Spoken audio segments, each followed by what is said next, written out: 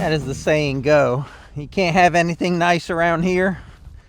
Well, I proved that yesterday. So yesterday was the first day that I worked the tractor, the new tractor, a significant amount of hours. And she's bigger, and she's more powerful, and she's taller and wider. And none of that had anything to do with what I did yesterday to damage it. I was doing some grappling. So I got a grapple from Tartar and had it on my L3901 at first. And yesterday was the first day I put it on this tractor. It's got a built-in third function from Land Pride. Everything was working great, and I was being so careful with it. Sticks you don't see will end up through your radiator, through your hood, through your side guards. I know that'll happen, and I've never done that before. So I've knocked the new off of her. She's got some scratches on her. Some things hit this, nothing damaged here. You can see got a little bit of a tree juice here and a few scratches on the hood.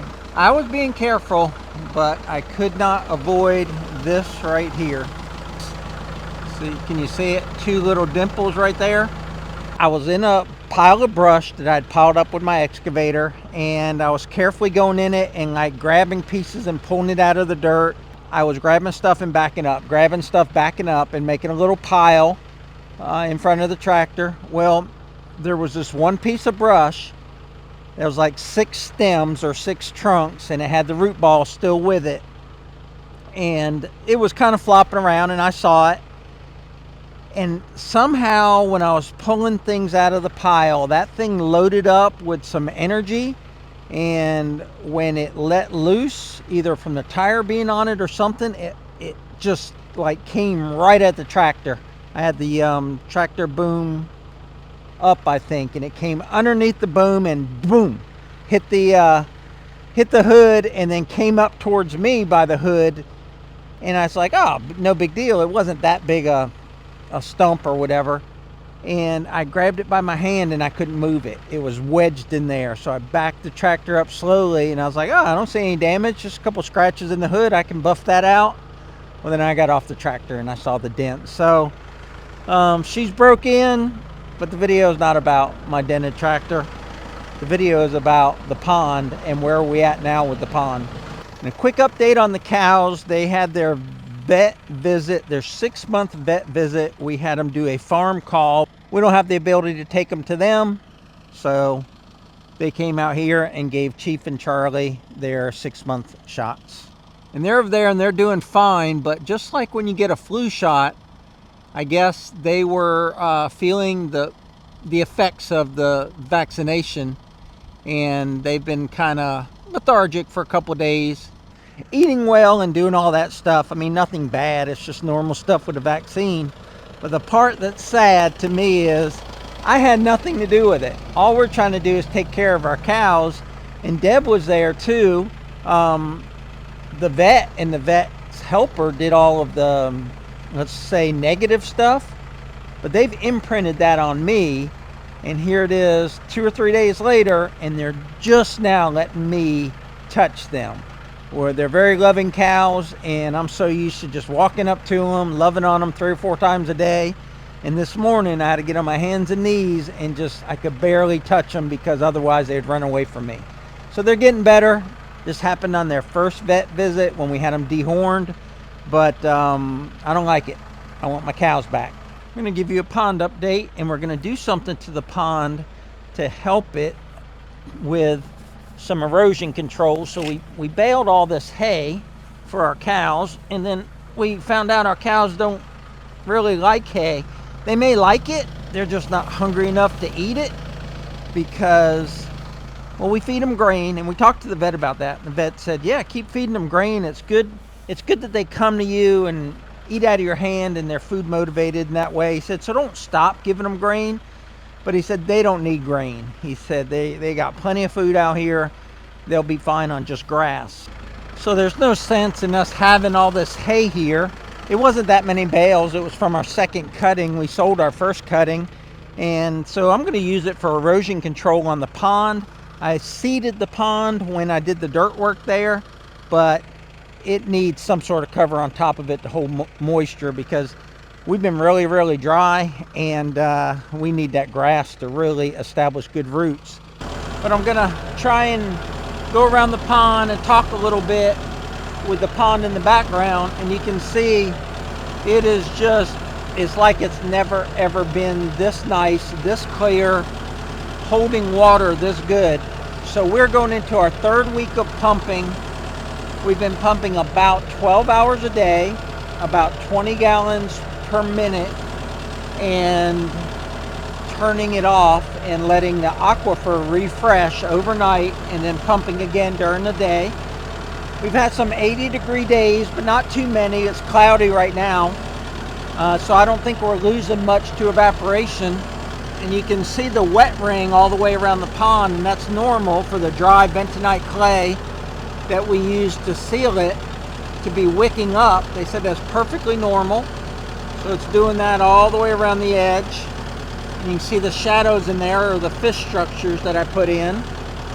They're completely covered, and our water level is right at, there's a little bit of reflection there from our PVC marker, but our water level is right at 4 feet. So if you didn't watch the complete pond series, what we had here was about a 50 by 100 pond, but then we measured it. It's actually more like 50 wide by maybe pushing 140 long, and that's at the bottom. And then the sides go up in most places on about a 20-degree slope. In some places like over here, it was closer to 30 degrees.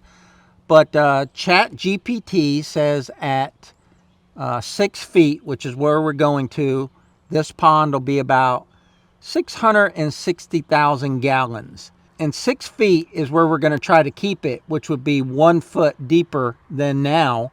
And what we've seen is overnight, when we're not pumping, we'll come in here in the morning and look at it, and there's no flotsam or flotsam line where the stuff that's in the pond, like the pollen, and there's a little bit of bark and stuff from the structures I put in there, a little bit of foam, you know, normal stuff that would be on a pond surface.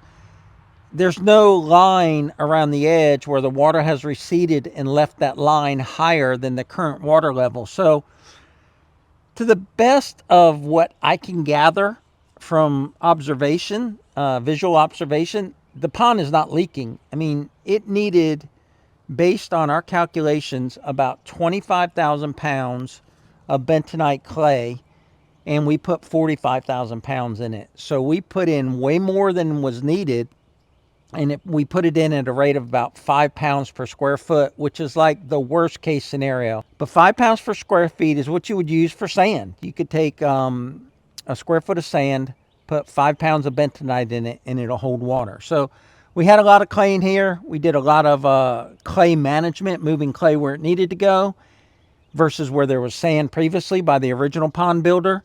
And I really think we have a sealed pond here, and words really can't express, you know, the value of this to us. We get a lot of questions and a lot of comments on, man, you guys are spending a lot of money on your pond. Is it worth it? And I say 100%. This renovation was not that costly. We got sponsored by Paris Tractors.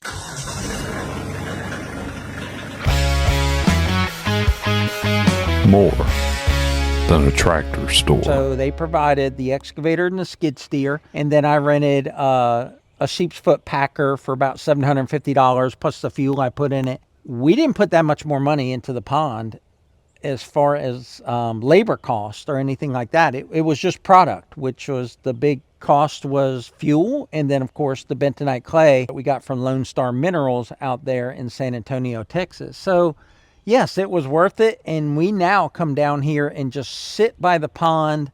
There's something about, you know, whether it's a natural body of water or a pond you created that, I don't know, it's serene. It's, I can just stare at it. Like some people can just like stare at a fire. They love fire. They'll build a fire every night or a bonfire, and they just love it. That's the way a pond is for me. I want to show you something really cool before I start spreading this hay out. So the water is crystal clear, so you can see right through it. So I thought we had some plastic in there from the landscaping cloth that we used under the concrete, and also where the water is coming into the pond, to keep it from eroding. So I thought some slivers of that got in the pond. So I saw this in here and I was going to grab it and pull it out. So here's another one. See that long black string? I don't know if you know what it is yet. Those are toad eggs, and they laid their eggs. There was like 5 or 6 pairs of them that were like one toad on top of the other, underwater and floating in the water, and coming out of them were these, I thought it was a string. It was a tube, and it's a tube, and every one of those little black spots in that tube is an egg, and toads lay eggs in that long tube as opposed to frogs, which lay eggs in a pile. So that stretches, right? So that's 1 foot, 2 foot, 3 foot, 4 foot, 5 foot, 6 foot. There's probably 6 foot or better of toad eggs right there. And over here are gravel, which when we put it in there, that's pea gravel. There was at least 4 feet of that was out of water. Now it's completely submerged, and right here it'll be about 2 foot deep, going down to about 3 or 4 foot deep, and that's the gravel bed for the brim to spawn. But the water level will come right up to the bottom of that once we get to the 6 foot level, and then any water that runs off and comes through the culvert will go right into the pond and not erode any. Now the cool way to do this would be to get a hay shooter and buy some cheap bales of square bales of hay or straw, and just throw it in that hay shooter, and it'll just shoot it out and cover this bank. But number one, I don't even know where I could rent one of them. Number two, I don't think these bales would work in it because they're kind of dense, and obviously they're round. But that's all it is to it. Roll this out, roll a bunch of hay out. I don't know if I have enough to do the whole pond, but I'll get this rolled out, then I'll kind of mix it all around. I bet I could come in here with a brush hog and that would really like chop it up, but I'm going to do it by hand this first time, and then I'll water it down. I'll come in here with my IBC tote and just get it nice and soaked with water so the wind doesn't blow it, and all the grass seed that I've already put in the soil should come up this spring. So I'm over here on the tractor just carting over bales of hay, and figured I'd do a little bit of work and then it'd be lunchtime, go eat lunch with Deb, and then come out here and finish. And then I turn around and there she is, old Mrs. PG. Like a ninja. Yeah, like a ninja. Did you already try to roll this one out? No. I had to unroll it to get the twine off. Yeah, so And we got to be super careful with the twine because we can't let Yep. this blow into the pasture. So put a pile over there. I'll get. well, I don't even want it to blow. No, it'll be fine. We know where it'll be. I'm a paranoid cow mom. So I've been making them vertical and then pulling the string off, and then I can just unroll it. Well, that's just common sense that I did not use. Yeah, that's so much easier than what I just did. Oh, I didn't have it on camera. What'd you do? Oh, when I thought. Oh, I thought you messed up. No, Because I you know didn't mess what? What's up. most important about any YouTube video is that you catch the mistakes.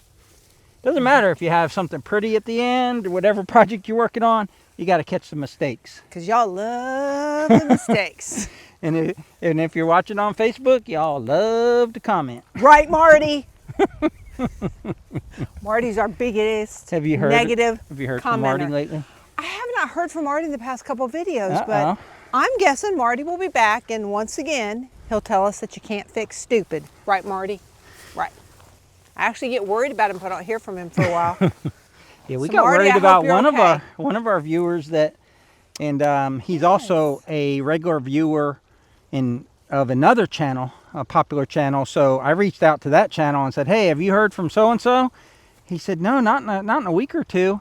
So he actually had his number, and he texted him, and he said, "Yeah, he's fine. He's just busy." Which, you know, we reached out to him on Facebook. I reached out to him on Facebook. Yeah, if people don't, we put out videos in a row that they're not interested in, we don't hear from them, that's fine. But when you're used to hearing from someone almost every day, even though you don't personally know them, you start to get worried about them. Well, You guys are our extended family. Yes, we love you guys, and we worry about you. So I did. I reached out to him on Facebook to make sure he was okay. Again, it's okay if he's busy, but we just want to make sure he's okay because he did have a health issue a while back. So, okay. You're going to have a health issue if you don't get to rolling some hay. Did you hear that? Did you hear that? I tell Will you that what, make the edit? He's going to have a health issue because Will that make the edit? I'll leave and he won't get help, and then his shoulders will be more sore.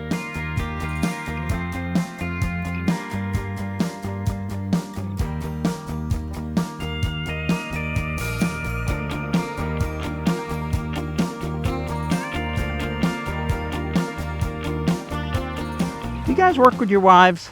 How does that go? Does it go well for you? Does it go well for your relationship? I see the footage just like you guys do, but I don't know what people's impressions or their opinions are, right? Unless they share it in the comments.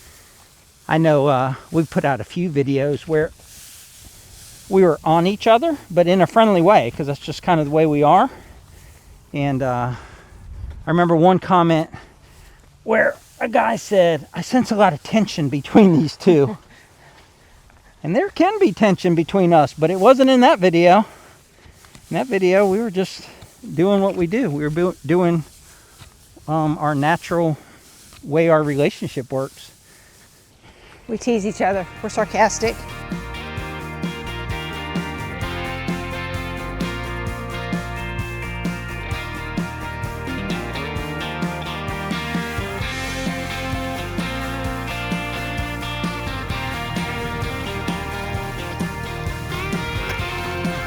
What are you doing, Bella? Why are there rocks in my screen?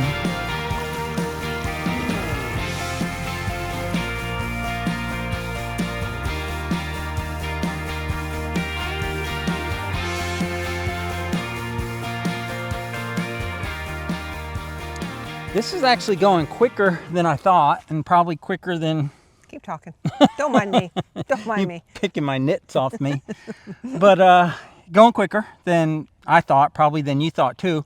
Rolls out pretty quick, then we spread it. What we're trying to do is as it rolls out, it's vertical with the water. So we try to kind of throw it down so it's horizontal with the water for erosion control, in case you cared.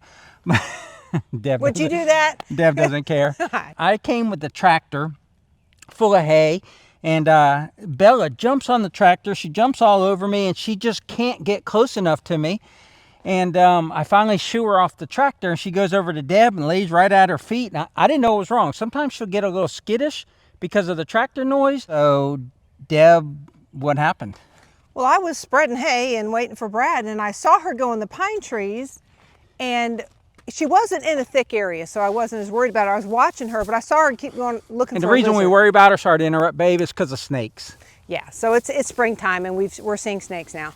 So she was in an area I wasn't concerned about, and I was watching her, and she ran to me, and like Brad said he did to her, she did to him, sat at my feet. And Bella doesn't run and sit at your feet when she's outside unless she's scared or she's hurt. So I look at her, and I'm looking at her face, and I'm thinking snake anyway, and there's no bite marks or anything on her. I see something black on her face, and I start picking, and it's a fire ant. And so then I start looking at her, and she's got a couple on her neck, and I pick them off, and then I start looking at her, and I see a couple on her feet. So I make her go in the pond and swim, thinking that that'll knock some of them off, and she came out and of course was clingy to me, and I kept making her go back into the pond, thinking that's gonna kill them or knock them off her feet.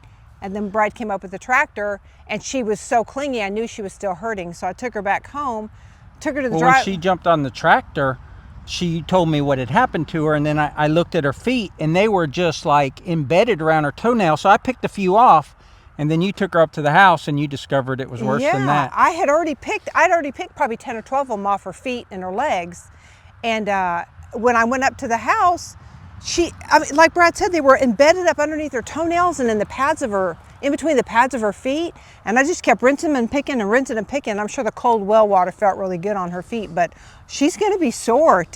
I know they stung her in between her toes. They stung her in between the pads of her feet. They stung her up her legs. They had to have. So I gave her an antihistamine, and I gave her a calming a little calming chew.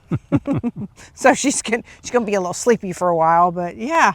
All I can figure is I'm gonna go look at that tree. I bet there's an ant bed, and she stood in it for a while. Yeah, she didn't just run through it. Shaking lizards or something, or when she's looking up the tree as the lizard goes around the tree. She's gonna be okay. Like I said, she'll take a little nap, but she's a little baby though. When she gets hurt, she does not deal with even the slightest bit of pain. Kind of like the cows, right? She's like Chief. She's a big baby. They were sore from the shots, and rather than cuddle up to us, they just wanted to be left alone. They wanted to lay down in the corner and be left alone. So all animals act different.